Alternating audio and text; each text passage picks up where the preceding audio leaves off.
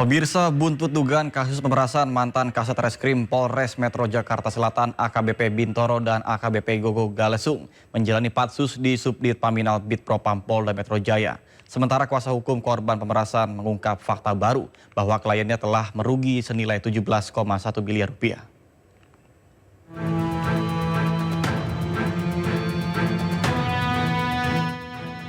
Polda Metro Jaya memastikan Propam akan menyelesaikan penyidikan dan menggelar sidang etik terhadap mantan Kasat Reskrim Polres Metro Jakarta Selatan, AKBP Bintoro, dan juga AKBP Gogo Galesung, terkait kasus dugaan pemerasan.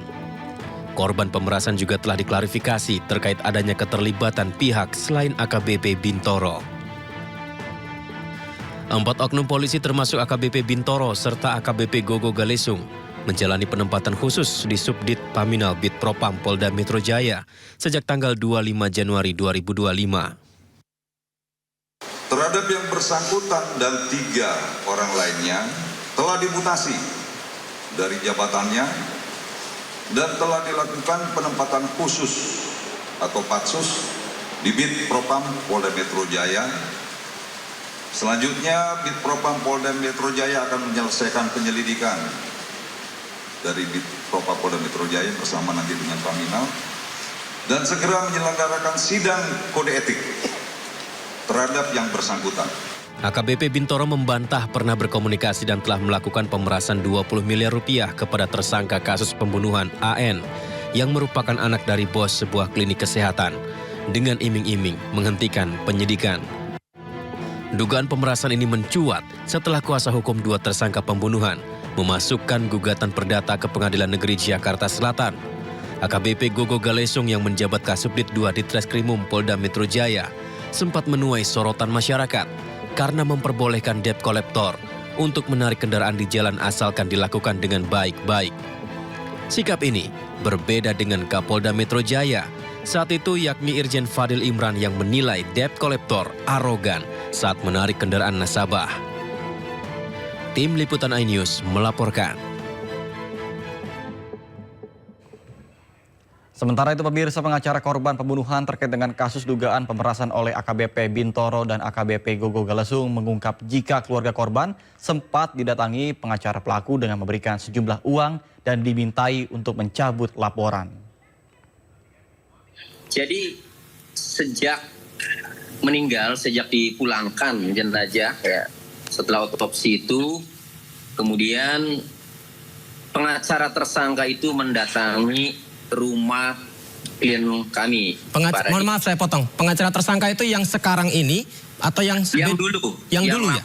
Evelyn berarti ya? Evelyn dan rekan-rekan ya. Oke, silakan lanjut Pak. Mendatangi rumah klien kami di Angke, Tambora. Nah, sampai di sana ia memberikan uang, ya katanya untuk tahlil, untuk biaya tahlil. Jadi kalau di Muslim kan meninggal itu ada tahlilan, ya. Memberikan uang untuk tahlil, nah kemudian untuk takziah, ya, dan untuk kebutuhan selama tahlil 7 hari. Nah, kemudian setelah itu datang lagi menyampaikan maksud dan tujuannya itu ternyata ujung-ujungnya itu agar mencabut laporan, agar damai. Ya. Nah, karena klien kami ini sudah terlanjur ya menerima uang pemberian ya, uang duka, uang santunan tadi sebesar 20 juta ya untuk biaya tahlil. Waktu saya tanya kenapa diterima, iya Pak kami butuh karena memang nggak ada lagi kan. Oke, karena sudah pernah menerima ya, ketika ditawarkan seperti itu mau damai ini bingung ya. Kalau tidak mau apakah nanti uangnya minta lagi kan gitu. Harus dikembalikan ya. Iya, terus ya, akhirnya terus interaksi, terus diminta untuk berdamai. Akhirnya menghubungi saya, ketemulah dengan saya.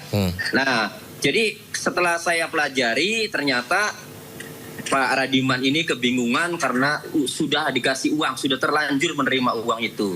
Nah, lalu setelah tekan kuasa kepada saya, Pak Radiman menyampaikan maksud dan tujuannya itu, ya, Pak kalau berdamai bagaimana Pak? Karena saya tidak enak, ya. Karena awalnya waktu saya nerima, ya saya iya aja karena saya nggak ngerti hukum.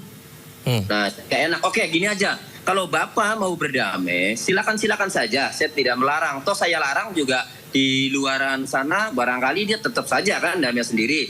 Nah, tapi tetap karena sudah ke saya, bagaimana saya rapikan, bagaimana agar tidak salah langkah. Nah, oke, Bapak berdamai silakan. Tetapi ini perkara pembunuhan, apalagi sudah dirilis ya, sudah diberitakan, dan perkaranya ini pasalnya ini delik biasa, bukan delik aduan. Artinya, kalaupun ada perdamaian, ya, maka proses hukum itu terus dilanjutkan. Penyidik wajib melanjutkan proses hukumnya, sekalipun ada pencabutan laporan.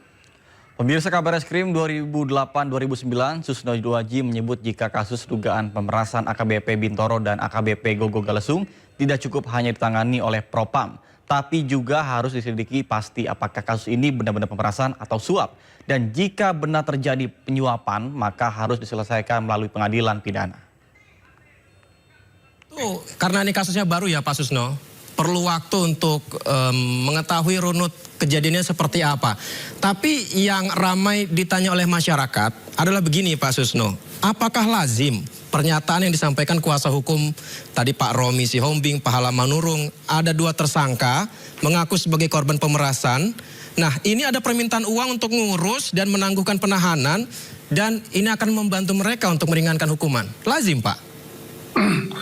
Ya tidak lazim ya, karena perkara di polisi itu bisa ratusan gitu sebulan, tapi yang begini mungkin hanya 1, jadi persentasenya kecil. Tapi walaupun kecil, ini sangat mencoreng nama daripada Kepolisian Negara Republik Indonesia. Dan ini harus diungkap tuntas, apalagi Kompolnas sudah masuk di sini. Pengertian ungkap tuntas adalah tidak cukup hanya diungkap oleh Propam.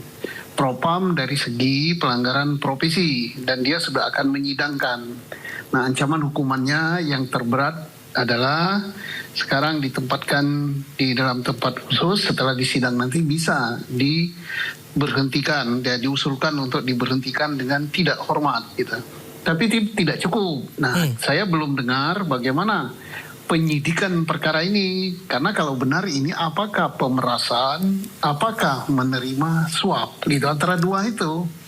Ya, kalau dua itu, kalau suap ini kan dilakukan oleh pejabat penegak hukum, ini kan korupsi. Maka penyelesaiannya harus melalui hukum peradilan pidana. Nah, ini Kompolnas terus memonitoring kasus dugaan pemerasan AKBP Bintoro dan AKBP Gogo Galesung. Kepolisian akan segera menggelar sidang kode etik. Dengan demikian, Kompolnas menyebut jika dugaan pelanggaran kode etik dan juga penyalahgunaan wewenang memang benar terjadi. Maka Kompolnas mendorong agar sanksi etik bisa diterapkan bersama dengan proses pidana agar menimbulkan efek jera. Ini ada 4 orang, sementara ini 4 oknum yang sudah diproses. Nah, ini perkembangannya masih dalam proses pemeriksaan pendahuluan kalau di aturannya.